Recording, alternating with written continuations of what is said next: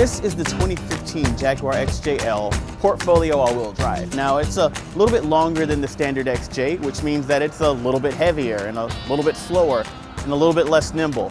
And why would you want to pay more money for a car that has less performance? Let's hop in the back seat and I'll show you exactly why.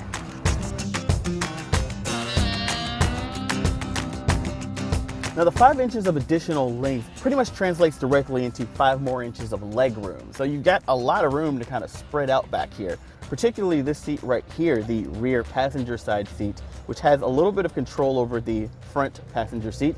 If nobody's sitting there, you can actually move it out of the way and give yourself a little bit more leg room so you can really stretch out. Particularly with the $7,750 premium rear seat system's ability to tilt and recline these rear seats like we're doing right here. You can get real comfortable back here. And if that's not enough, we've got a couple of different settings for heating and massage on both of these back buckets.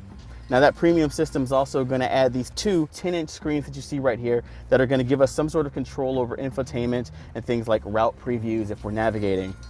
We've also got these fold-out trays on the seat backs, which are at a perfect height for a laptop in case you want to get some work done or maybe play on your laptop when you're on your way to where you're going. Of course, the back seats are the best seats in the house, but we haven't forgot the front seats. Let's hop up there.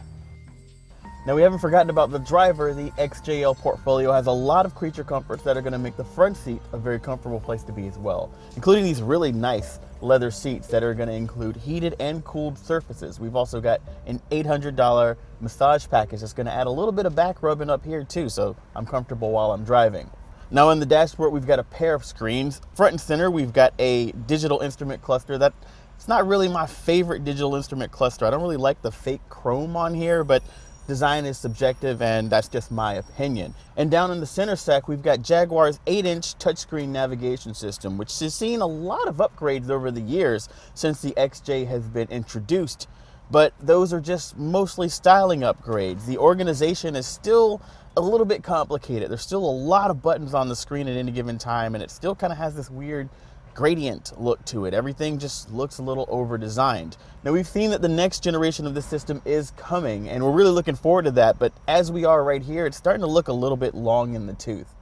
Now once you can get past the organization and design, you do have a lot of nice things such as a full set of digital media sources.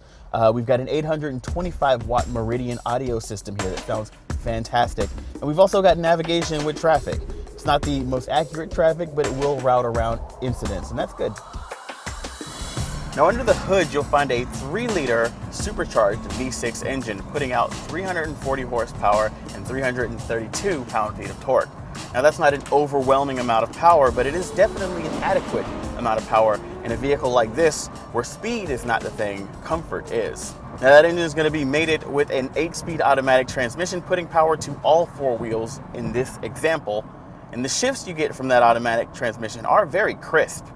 We've got paddle shifters, we've got a sport mode, we've even got a dynamic mode if you really want to go fast. But even in its most sporty settings, it doesn't really feel like a very responsive car. It's not that it's hesitating, it's not that the gearbox isn't giving you the shifts when you need and that the steering isn't giving you the inputs when you want them. It's just a lot of mass to move around and there's not much that you can really do about that, so there's going to be a little bit of lag. Thanks, physics. Now from a comfort standpoint though, this car is very well sorted. We're at highway speeds right now. It's a very quiet ride. We're just kind of floating over all of the undulations in the road, and whenever we hit a crack in the asphalt, there's no jarring sort of coming up through the suspension, just a little subtle thump thump that you won't really even hear if you're in the back seat enjoying the loud Meridian audio stereo system while you get a massage from your heated reclined seat. Now the 2015 Jaguar XJL starts at about $84,700, but there are some options to consider. For example, if you wanted in any color other than black or white or silver, it's about $1,500 for this British Racing Green.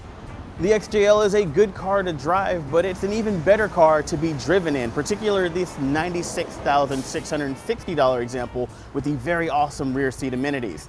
Now if you're the kind of person who drives around VIPs or you just want to be the best Uber driver in your area, this is probably the car for you.